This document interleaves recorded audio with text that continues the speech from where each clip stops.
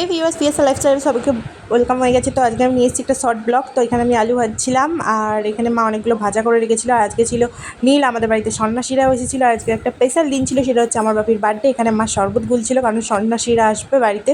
এখানে মা জোগাড় করে রেখেছিলো বাবা বৃহস্পতির জন্য। তো আমি চলে এলাম চাটনি করতে ফটাফট, কারণ মা আছে কাজে বিজি, আমি একটু রান্নায় মাকে হেল্প করে দিচ্ছিলাম।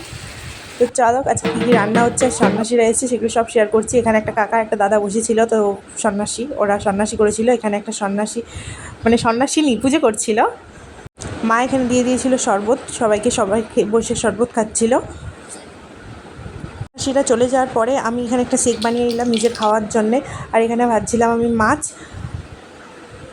মাছ ভেজে এঁচোড় আলু সেদ্ধ করে রেখে দিয়েছিলাম। আর এখানে মাছের ঝালের মশলা কচিয়ে মাছের ঝালটা বানিয়ে নিচ্ছিলাম।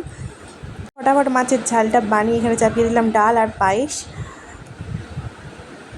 তো এখানে আমার লাল লাল মাছের ঝাল রেডি হয়ে গেছে। এখানে কিশমিশ দিয়ে দিলাম পায়েসে। মা ততক্ষণ এঁচোড় আলুর তরকারিটা করছিল। আমি এখানে চিনি দিয়ে দিলাম আর এক্সট্রা আমুল দুধ দিয়ে দিয়েছি।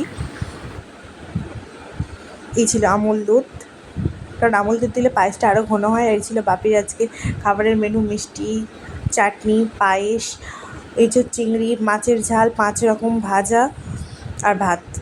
তো ভালো লাগলে প্লিজ লাইক কমেন্ট সাবস্ক্রাইব করে দেবে আমার চ্যানেলটাকে। ততক্ষণ বাবা খায়। আজকের মতন টাটা, বাই বাই, সবাই ভালো থেকো।